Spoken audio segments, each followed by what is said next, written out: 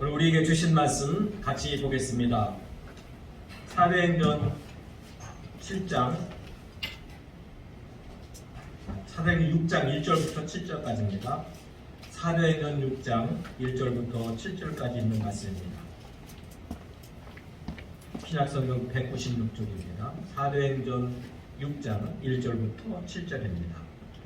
저 여러분이 한 절씩 교대로 읽고 마지막 절 같이 읽습니다. 그때에 제자가 더 많아졌는데 헬라파 유대인들이 자기의 과부들이 매일의 구제에 빠짐으로 히브리파 사람을 원망하니 너희도 사도가 모든 제자를 불러 이르되 우리가 하나님의 말씀을 전하고 저들을 일삼듯이 나타나지 아니하니 형제들아 너희 가운데서 성령과 지혜가 충만하여 칭찬받는 사람 7을 택하라.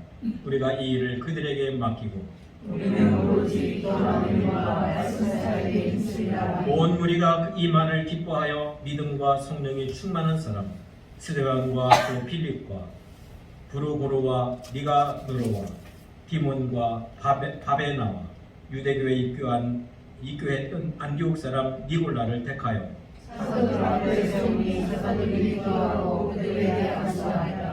하나님의 말씀이 점점 왕성하여 예루살렘에 있는 제자의 수가 더 신이 많아지고 허다한 제사장의 누리고 이 도에 복종하니라. 아멘. 우리 한번 따라합니다. 말씀이 왕성한 교회. 말씀이 왕성한 교회. 제가 말씀이 왕성한 교회 하면 우리 안디옥 교회 여러분 그렇게 외치기 바랍니다. 말씀이 왕성한 교회. 안디옥 교회. 여러분 그렇게 우리가 만들어 가시기를 바랍니다. 네. 한스 핀젤은 리더가 저지르기 쉬운 10가지 실수라는 그 책에서 리더가 위임에 실패하는 이유를 몇 가지를 지적합니다. 첫 번째는 권한 상실의 두려움입니다. 중요한 일을 과감하게 다른 사람에게 위임한다는 것은 대단한 믿음이 필요합니다. 독재자들은 절대로 권한을 위임하지 않습니다. 그들은 자신들의 필요를 채워줄 수 있는 나약한 사람들만 찾습니다. 두 번째로 일을 망칠 것에 대한 두려움 때문에 일을 다른 사람에게 위임하지 않습니다.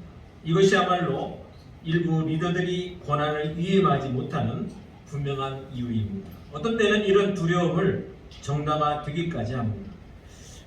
심장 전문의 이를테면 그런 예를 들었어요. 심장 전문의가 복잡한 혈관 이식 수술을 할 때는 그 부담감 때문에 자신이 신뢰할 수 있는 아주 적은 수의 그 간호사 몇 명만 데리고 수술을 집행한다고 그렇게 알려줬습니다. 세 번째로 자신보다 일을 더 잘할 수 있다는 두려움 때문에 위임하지 않습니다.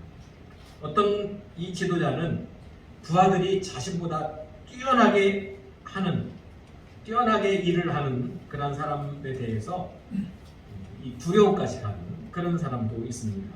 리더는 특정한 일이 있어도 상관보다 일을 더 잘할 수 있는 사람을 데리고 있어야 그 공동체에 미래가 있습니다. 세 번째, 일을 해낼 정도의 충분한 시간을 기다리지 못하는 그러한 지도자도 있습니다. 권한의 위임은 시간이 필요합니다.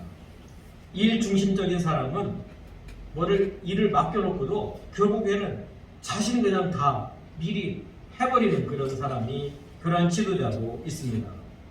좋은 리더는 사람을 만나 자신이 무엇을 원하고 있는지를 말하고 그 일을 그 사람이 할 수 있도록 하는 사람이 바로 좋은 지도자입니다. 네 번째, 다른 사람에게 의존하게 된다는 두려움 때문입니다. 성공한 리더는 매우 독립적으로 성장했고 매우 공격적인 그런 사람입니다. 그러다 보니까 팀이라고 하는 환경 속에서는 이 어떤 사람에게 의존하는 법을 그 지도자 자신이 배우지 못한 그런 사람이 있어서 이 다른 사람의 위임을 하는 것을 두려워합니다. 다섯 번째로 훈련과 긍정적인 경험의 부족입니다. 또 이렇게 권한 위임에 대해서 스스로 훈련받았지 않았기 때문에 훈련을 못 받았기 때문에 위임을 하지 못하는 그런 사람이 있습니다. 이 위임이라고 하는 것은 그 받는 사람 입장에서는 자존심과 같은 겁니다. 자존심을 세워주는 겁니다. 그리고 개인적으로 소유하는 것에 대한 그런 문제가 됩니다. 그래 여러분, 내 거라고 하는 의식을 갖게 되면 사람들은 거기에 열심을 내게 되고 때로는 목숨 바쳐서 그 일을 하게 됩니다. 그러므로 우리가 이 일에 있어서 서로 권한을 위임한다는 것, 또 이 교회 공동체 안에서 여러 가지 일이 있는데 그 일을 서로 분담해서 하는 것이야말로 교회 부흥에 대단히 중요한 그런 일이라고 생각이 됩니다. 오늘 본문에 있는 말씀 보면 7 집사를 세워서 이제 그 사도들이 했던 일을 그들이 훌륭하게 행하고 있는 것을 볼 수 있습니다. 과거 러시아가 소비에트 공화국이라고 하는 소련이라고 이렇게 불렀었죠. 그때 그 시절에는 공산주의 체제였습니다. 그러다 보니 사회재산이 전혀 인정이 되지 않았습니다. 그래서 당시 90% 이상이 농민들 가운데 90% 이상이 되는 사람이 집단 농장에서 일을 했습니다. 그런데 그 농장에서 생산하는 그 곡식이 소련 연방의 전체 소배량의 10%만 생산을 했다고 전해집니다. 90%의 농민이 집단 농장에 일했는데 소련에서 소비되는 그 곡물의 10%밖에 충당을 못했다고 하는 거예요. 이것이 사회의 개인 재산이 아니니까 일어나는 그런 현상이 있습니다. 집단 농장에서 재배한 작물들은 들판에서 썩어버리가 일쑤이고 농민들이 그것을 보고도 내 것이 아니니까 그냥 방치됐다고 합니다.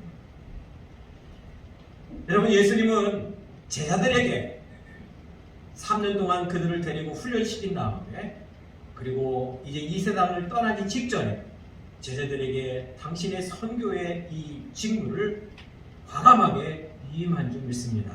우리가 잘 아는 대로 마태복음 28장 18절 20절에 있는 말씀, 너무나 유명한 말씀입니다. 예수님이 제자들에게 선교의 명령이고 이것은 당신이 가지고 있었던 이 선교의 직무를 제자들에게 위임하는 말씀입니다. 너희는 가서 모든 민족을 제자로 삼아 아버지와 아들과 성령의 이름으로 세례를 베풀고 내가 너희에게 분부한 모든 것을 가르쳐 지키게 하라. 예수님께서 제자들에게 자기의 직무를 이제는 위임하고 있습니다. 예수님은 하나님의 뜻을 행하시고 땅까지 복음을 전하는 일을 제자들에게 위임하셨습니다. 예수님은 제자들을 완벽하게 신뢰했기 때문에 그들에게 이 임무를 위임할 수 있었습니다. 사실 예수님이 죽으신 다음에 잠깐 동안 제자들은 방황하고 제자들은 자기 길을 가지 못했습니다. 고향으로 돌아가서 다시 어부가 된 그런 사람도 있었습니다.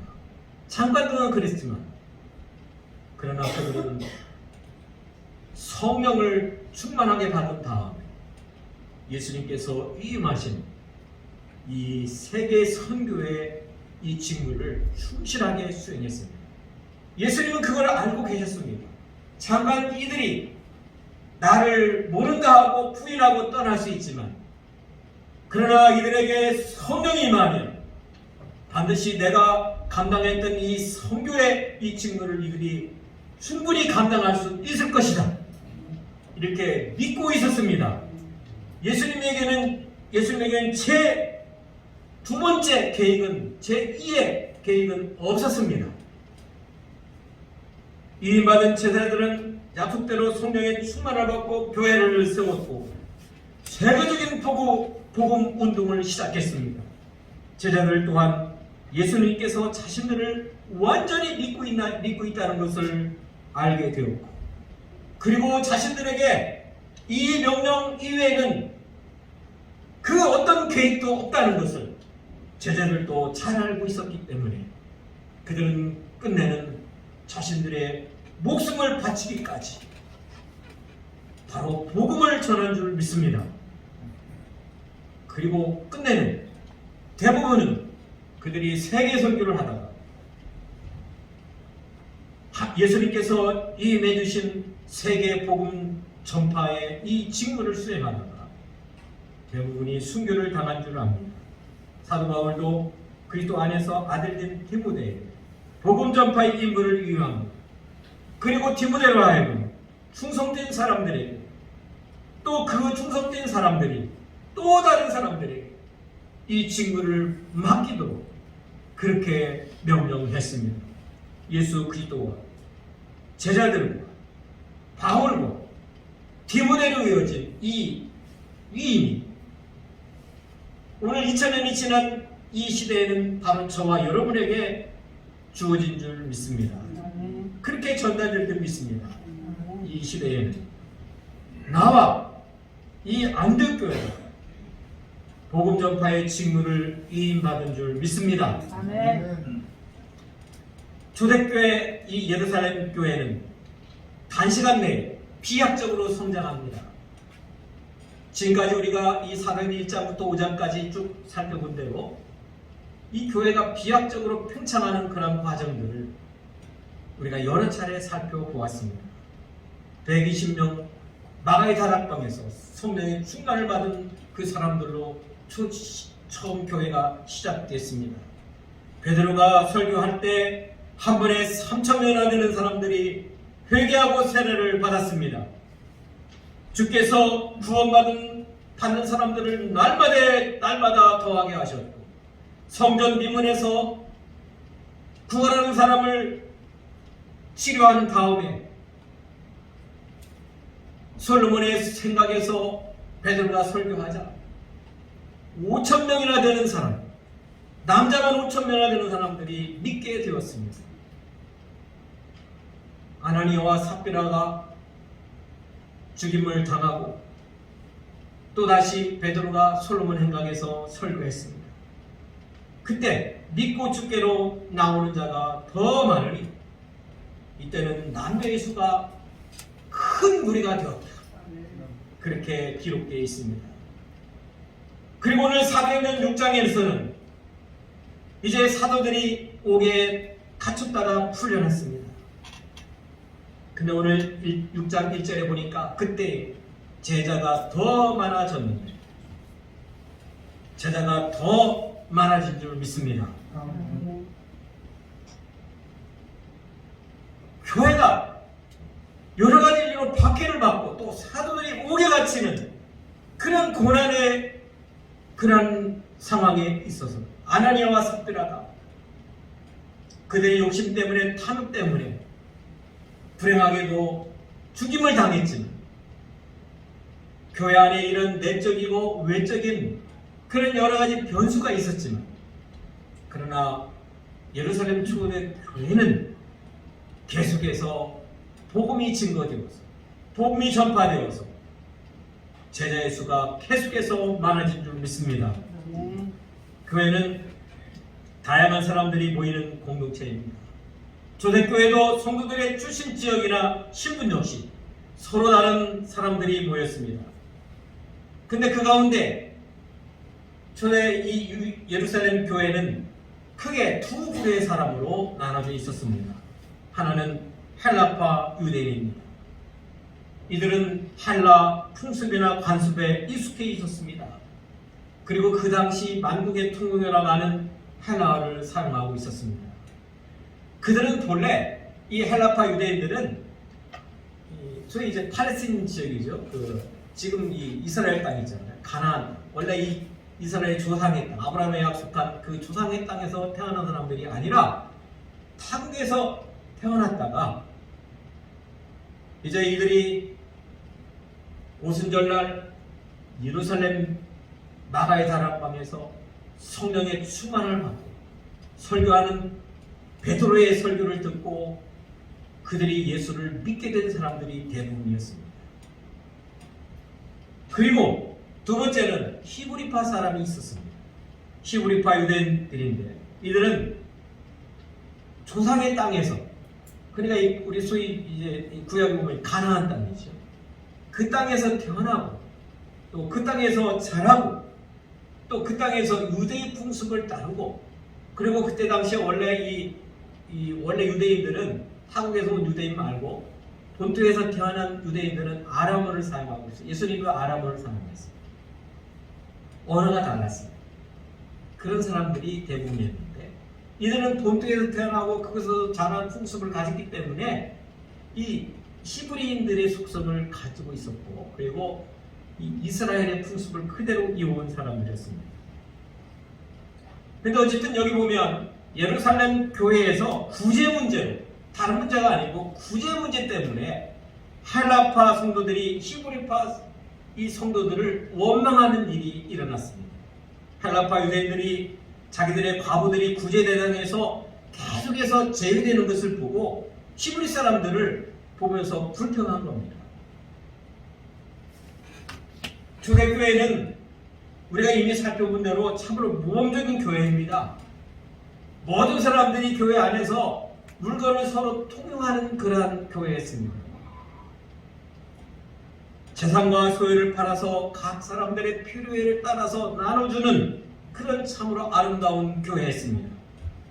그런데 시간이 지나면서 헬라파 유대인들은 이제 이 구제를 받는 사람들이 있었는데 그 구제 대상에서 제외되고 이 히브리파 유대인들에게만 집중되었습니다. 성경에 보면은 왜 이렇게 되었는지, 왜 히브리파 유대인들에게만 구제가 이렇게 행해졌는지는 그렇게 밝혀지지 않아요. 그래서 우리가 짐작해 볼 수 있는 아까 얘기한 대로 초대교회는 서로 물건을 통용하고 제사를 팔아서 바치면 그것을 서로 필요에 따라 나눠주는 교회이기 때문에 사람에 따라서 지역 출신이 달아서 일부러 그랬다고 보기는 어렵습니다. 그래서 아마도 이 구제하는 일을 히브리파 유대인들이 대부분 맡았기 때문에 이들이 이제 여러 차례 하는 과정에서 헬라파 유대인들에게 좀 소홀하게 했던 것이고 그것이 지속됐던 것 같습니다. 그것을 보고 있던 이 당하는 사람 입장에서 굉장히 기분 나쁜 건 아니겠습니까? 야, 우리가 왜 타국에서 왔다고 그러는가? 터세하는가? 아마 우리말로 하면 그렇게 생각할 수 있겠습니다. 그래서 그들이 불평합니다. 근데 우리가 이 아나니아와 삽비라 이야기를 말할 때도 말씀드렸지만 이때는 대단히 중요한 시기입니다. 교회가 태동해서 이제 급격히 땅끝까지 이 복음이 전해지는 확중한 이 시기에 이러한 교회 안에 서로 파벌이 나누지고 서로 불평하는 일들이 나타나게 되면 교회는 그때나 지금이나 부흥할 수 없습니다. 사도들이 이 일을 심각하게 생각합니다. 그래서 그 원인이 어디 있는가를 살펴봤습니다. 어쩌면 가장 큰 이 원인이 된 이유는 사람이 많아졌다는 겁니다. 사람이 많아지면 할 일이 많아집니다. 사람이 많이 모였어요. 여러분 생각해 보세요. 5,000명 이상이 모이고 몇만 명이 모였다고 생각해 보십시오. 대단히 많은 문제들이 일어납니다. 근데 그 일을 사도들이 다 하고 있습니다. 오늘 본문에 보면은 자기의 과부들이 매일의 구제에 빠짐으로 그 관장을 다 제자들이 다 이 사도들이 다 그것을 통제하고 있었던 거예요. 물론 히브리파 사람들을 좀 일을 맡겠지만 그 전체적인 일을 이 사도들이 다 맡고 있었던 겁니다. 그래서 사도들이 뭐라고 얘기하면 2절에 보니까 자 한번 읽어봅니다. 2절 12사도가 모든 제자를 불러 우리가 하나님의 말씀을 제쳐놓고 접대를 일삼는 것이 마땅하지 아니하니 문제점을 사도들은 직시했습니다. 우리가 하나님의 말씀을 제쳐놓고 이 접대하는 일, 구제하는 일을 우리가 직접 관장하니까 이러한 일이 일어나게 되었다.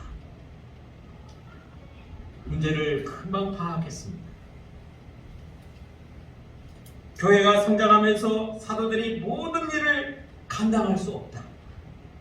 이제는 이 일을 다른 사람들이 할 수 있도록 그 권한을 이임해야 되겠다는 뜻입니다. 그리고 그 문제 해결책을 내놨습니다. 적임자를 세워서 업무를 분담해야 되겠다고 말하고 있습니다.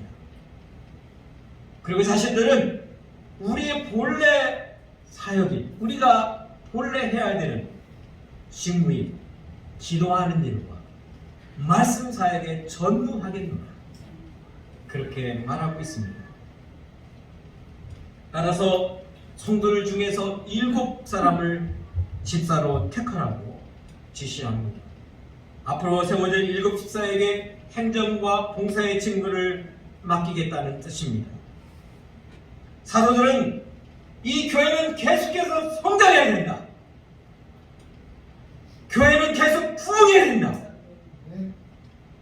교회가 어때야 되는 것을 어떻게 되어야 되는가, 교회의 미래가 어떤 미래가 되어야 되는지를 잘 알고 있었습니다.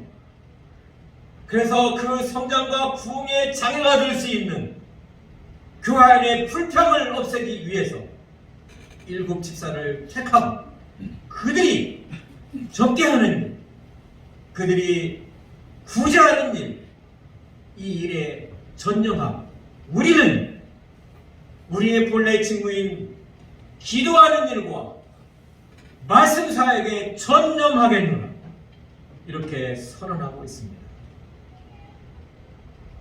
사도들과 성도들이 맡겨진 본래의 임무, 성도는 성도가 해야 될 일, 사도는 사도가 해야 될 일, 그 본래 일을 맡아야 되고 그 일에 서로 충성할 때 교회는 계속해서 성장할 수 있다는 원리를 우리에게 가르쳐주고 있습니다.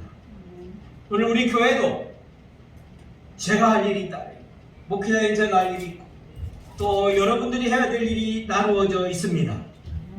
여러분들도 그 일을 충성하면서 행할 수 있기를 축복합니다. 저도 제 할 일을 열심히 해서 우리 안길교회 계속해서 성장하고 부흥할 수 있는 일에 최선을 다하겠습니다. 여러분 같이 열심히 참여해 주시기 바랍니다. 7 집사가 택해져서 구제하는 일을 합니다. 사도들은 기도와 말씀 사역에 심습니다. 집사의 구제는 성도와 교회를 섬기는 중요한 직무입니다. 그래서 말이죠, 이 여기 있는 말씀을 보면 원래 구제라는 말은 헬라가 따로 있어요. 엘레 모시네라고 합니다. 엘레 모시네라고 하는 이 헬라어가 원래 구제하다, 남을 이렇게 가난한 사람들을 도와주다, 이런 말에 의미가 있습니다. 그런데 여기 구제에 빠짐으로 이 말을 접게 하는 말, 이 말을 다른 말로 썼어요. 디아코니아라는 말을 썼어요. 우리 따라합니다. 디아코니아. 이거는 직무라는 뜻입니다. 직책이라는 말이에요. 맡은 일. 그러니까 구제라는 말 쓰지 않고 집사들이 해야 될 일도 대단히 중요한 직무라는, 직책이라는 그런 말을 썼어요. 그리고 6장 4절에 보면 기도하는 일과 말씀 사역, 여기 말씀 사역이 바로 디아코니아예요. 똑같은 말을 썼어요. 성도들이 구제하는 일도 디아코니아, 목사가 설교하고 말씀을 가르치는 일도 디아코니아, 동급으로 그렇게 표현하고 있습니다. 사랑하는 여러분, 여러분들이 행하는 일,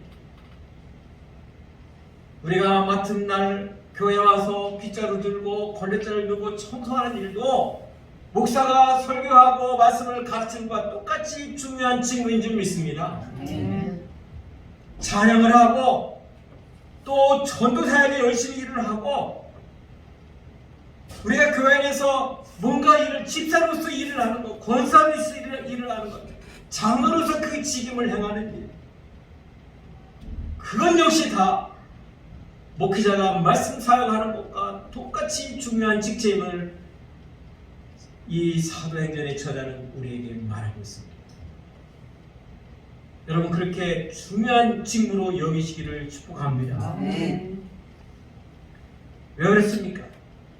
우리가 찬양하는 일, 또 거래들고 청소하는 일, 안내하는 일, 헌금 위원하는 일, 교사로 수고하는 일, 이 모든 것도 교회를 세우는 일이요 하나님을 기쁘게 하는 직무인 줄 믿습니다. 아멘. 물론 목사가 말씀을 저로 가르칠 때 하나님께서 기뻐하고 교회를 세우는 중요한 직무입니다. 그래서 같은 직무로 그렇게 보고 있습니다. 내게 맡겨진 일, 내가 하는 일, 다 소중한 일입니다. 아멘. 모두 다 교회를 섬기고 우리 성도들을 섬기는 일이기 때문에 또 하나님이 기뻐하는 일이기 때문에 소중한 일입니다. 그럼 여러분 맡겨진 일에 그래서 충성하라는 말이 있습니다. 아멘. 충성할 때 여러분에게는 큰 기쁨이 되고 복이 되고 하나님께도 기쁨이 되는 아멘. 그러한 여러분의 지무가 되기를 축복합니다. 아멘. 사도들이 일곱 집사를 세울 때 어떤 집사를 세워야 되느냐? 집사의 요건을 몇 가지 얘기합니다. 일곱 집사 세울 때 몇 가지 얘기합니다. 성도들 가운데 성령과 지혜가 충만하여 칭찬받은 사람이라 합니다. 일곱을 선택하라 했습니다. 우리 한번 따라합니다. 성령과 지혜가 충만하여 칭찬받는 사람. 칭찬받는 사람. 성령은 하나님의 뜻을 알게 하고 하나님을 기쁘게 합니다. 그 어떤 요건보다 중시해야 될 요소, 그것이 성령 충만입니다. 두 번째는 지혜도 충만해야 됩니다. 지혜는 세상의 이치를 깨닫고 진리를 활용하는 능력을 얘기합니다. 집사는 영적인 지혜뿐만 아니라 세상의 지혜도 충만해야 됩니다. 성령과 지혜가 충만한 사람은 교회와 세상에서도 칭찬을 받습니다. 칭찬받는 집사의 섬김은 성도에게 기쁨을 주고 교회를 강하게 세워나가는 줄 믿습니다. 아멘. 이 초대교회 이 예수님교회는 사도들의 말을 듣고 7사람을 택합니다. 그래 여러분 5절에 보면은 7사람의 이름이 쭉 나옵니다. 제가 그 사람들의 이름을 읽어봅니다. 여러분도 이러한 사람의 길을 걸을 수 있기를 축복합니다. 아멘. 첫 번째는 스데반입니다. 승리자라고 하는 승리자에게 씌워주는 멸류관이라고 하는 의미를 가지고 있습니다. 여러분 이제 다음 장부터는 그에 대한 기록이 나옵니다. 그는 초대교회의 첫 번째 순교자가 되었습니다. 예수를 증거하다가 그는 돌에 맞아 죽은 첫 번째 사람이 되었습니다. 빌립입니다. 그는 말을 사랑하는 자, 말을 잘하는 사람이다 라고 하는 뜻입니다. 긍정적인 표현입니다. 우리나라 말은 말만 잘한다. 말만 잘하는 사람이 아니라 이 사람은 말을 잘하는 사람인데 언변이 뛰어난 탁월한 전도자라는 뜻입니다. 그래서 그는 나중에 보면 에디오피아 네시에게도 복음을 전해서 그를 개종시킨 그러한 역사가 있습니다. 또 가이사랴에서 전도자의 일을 했고 그에게는 4딸이 있었는데 이 4딸도 교회에 열심히 봉사하고 예언자 역할을 했던 사람들입니다. 브로고르가 있습니다. 그도 역시 베드로에 의해서 니코메니아의 감독으로 임명된 그런 사람으로 알려졌습니다. 네 번째로 니가노르인데 그는 승리자라고 하는 이름의 뜻이 있습니다. 스데반과 같이 그는 순교를 당했다. 그렇게 알려져 있습니다. 디몬이 있습니다. 디몬은 영예롭다는 의미를 가진 이름입니다. 전승에 의하면 그는 보스트라의 감독이었고 화형에 처해졌다는 복음을 전하다가 예수를 전하다가 화형에 처해진 사람으로 전해지고 있습니다. 6번째는 바메나입니다. 길이 거주한다는 뜻이 있습니다. 로마 트라이안 황제 시대에 빌립보에서 순교를 당한 사람으로 알려졌습니다. 마지막 7번째는 니골라입니다. 백성을 정복하다는 그러한 유대교식 이름의 의미를 가지고 있는데 그 사람은 원래 유대교에 입교한 안디옥 사람으로 알려져 있습니다. 오순절 때 예루살렘에 머물면서 베드로의 설교를 듣고 회심한 사람으로 알려졌습니다. 이렇게 7사람이 성도들에 의해서 선출됩니다. 제자들은 그들에게 안수해서, 안수는 임명장과 같은 의미를 가지고 있습니다. 안수함으로써 교회 공동체에 7집사가 세워졌음을 공포한다는 뜻이 있습니다. 구약 성경에서도 여호수아는 이제 모세의 후계자로 세워질 때 모세가 여호수아에게 안수했습니다. 그리고 첫 번째 대제사장인 아론이 레위인들에게 직무를 맡길 때에도 안수해서 직무를 맡긴 역사가 있습니다. 사도들은 7집사가 임명됨으로써 이제는 기도와 말씀 사역에 전념한 교회 성장과 부흥의 불길을 더욱 타오르게 한 줄 믿습니다. 7집사의 선택, 그것은 제자들에게는 기도와 말씀에 전념하게 해서 교회 부흥의 불길을 계속 이어갈 수 있도록 한 줄 믿습니다. 우리 한번 따라합니다. 도에 복종했다. 도에 복종했다. 도에 복종했다. 7집사가 임명되자 사도는 더 이상 구제하는 일을 하지 않습니다. 사도는 본연의 임무인 기도와 말씀 사역에 전념했습니다. 그러자 그 결과가 나타났습니다. 우리가 참 좋은 말씀이에요. 우리 7절 한번 같이 읽어봅니다. 저도 4년 전에 좋아하는 말씀 몇 군데 있는데 가장 좋아하는 말씀 7절 한번 읽어보면 시작. 하나님의 말씀이 점점 왕성하여 예루살렘에 있는 제자의 수가 더 신이 많아지고 거대한 제사장의 무리로 이 도에 복종하니라. 아멘. 사도들은 하나님의 말씀을 지속적으로 선포하고 가르쳤습니다. 성령이 충만하여 말씀을 선포하고 가르치자 제자의 수는 점점 더 많아졌습니다. 그래서 오늘 본문에 이 7절에 보니까 더 신이 2번이나 강조했어요. 더 신이 많아졌다.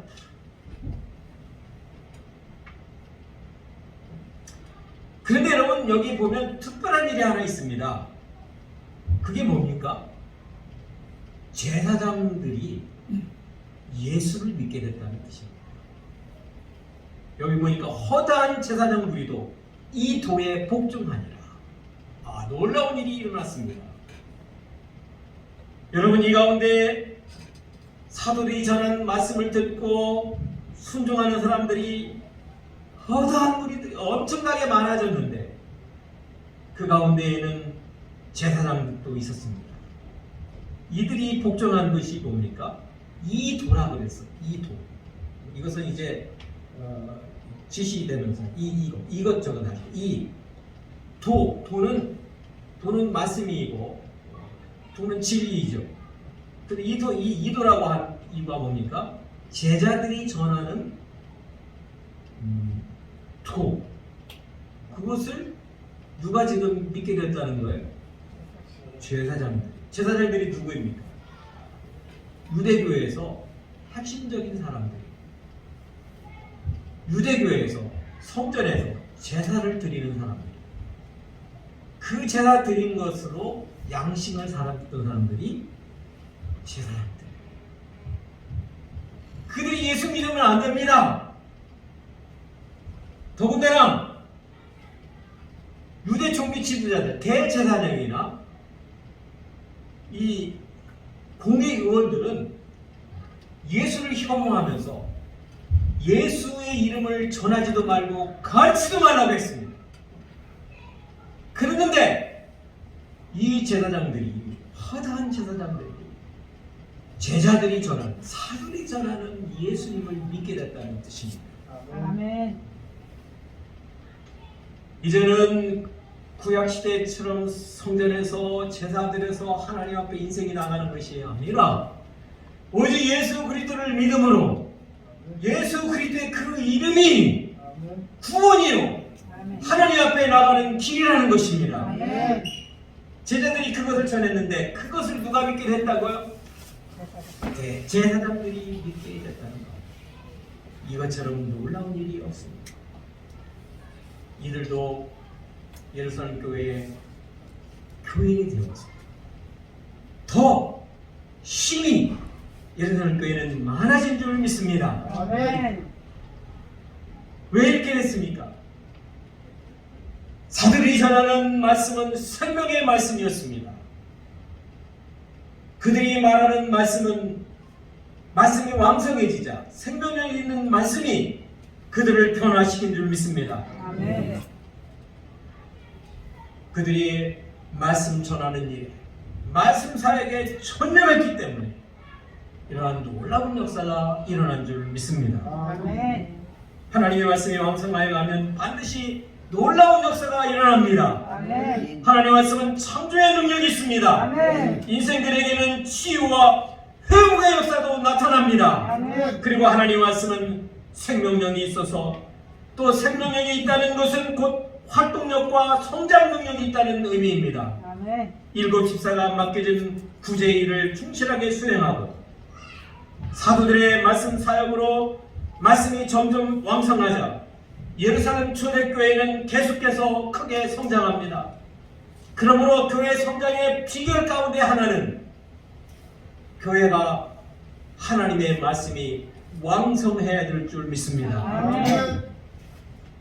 하나님 말씀이 왕성하면 교회는 또 성장합니다. 아멘. 점점점 왕성하다는 것은 씨앗이나 식물이 계속해서 자라는 것을 얘기합니다. 아멘.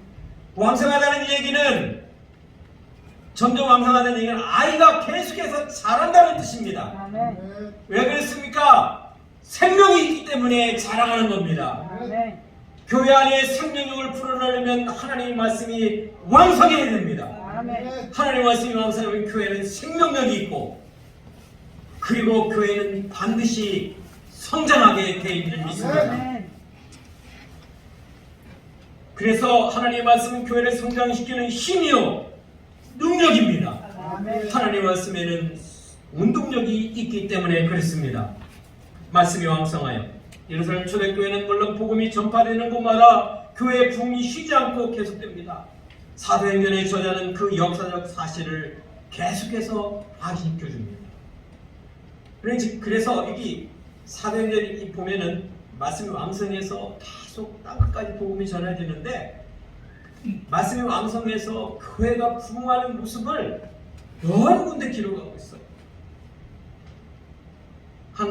이제 몇 군데만 대표적으로 살펴보면은 온 유대와 갈릴리 사마리아 교회가 평안히 든든히 서가고 수가 더 많아졌더라. 9장 31절에 있습니다. 스반의 순교 후에 교회는 극심한 박해를 받고 야고사도가 죽임을 당했지만 12장 24절에 보니까 하나님의 말씀은 흥황하여 더하였더라. 아멘. 이렇게 기록되어 있습니다. 또 회심한 사도 바울이 본격적으로 복음을 전하자 여러 교회가 믿음이 더 굳건해지고 수가 날마다 늘어갔다. 아멘. 사도행 16장 5절에서 기록되어 있습니다.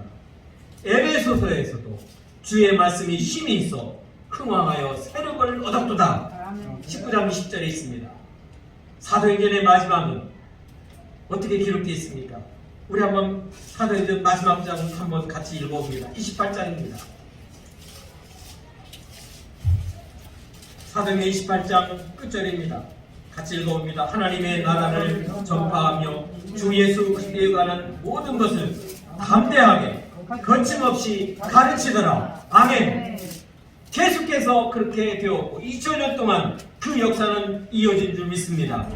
오늘 시대, 오늘 이날 이렇게 하나님 나라를 전파하며 주 예수 그리스도에 관한 모든 것을 담대하게 거침없이 가르치더라. 하나님의 말씀을 선포하고 예수 그리스도의 이름을 전하고 예수 그리스도의 이름으로 갇히는 것이 끊이지 않고 이어져서 오늘 저와 여러분 이 안디옥교회까지 이른 줄 믿습니다. 아멘. 이제 우리가 이 사도행전의 역사를 계속 이어가면 됩니다. 우리 교회도 말씀이 흥황하여 말씀이 왕성하여 크게 풍성하는 그런 교회가 되기를 축복합니다. 하나님 아버지 감사합니다. 하나님 말씀이 왕성한 우리 안디옥교회가 되기를 원합니다. 아멘. 우리 사랑하는 성도들의 마음속에 초대교회 예루살렘 교회 성도들이 가졌던 그 마음을 품게 하시옵소서. 아멘. 그 열심을 갖게 하시옵소서. 아멘. 성령의 충만을 받게 하시고 전도의 열정을 갖게 하시고 세상의 많은 심령들을 많은 영혼들을 품는 저희가 되게 하옵소서. 아멘. 오늘 시간에 우리가 같이 이 뜨거운 열정을 가지고 복음을 전합니다. 주께서 함께 하시며 역사하시며 우리에게 능력을 더해 주옵소서. 예수님의 이름으로 기도하옵나이다. 아멘.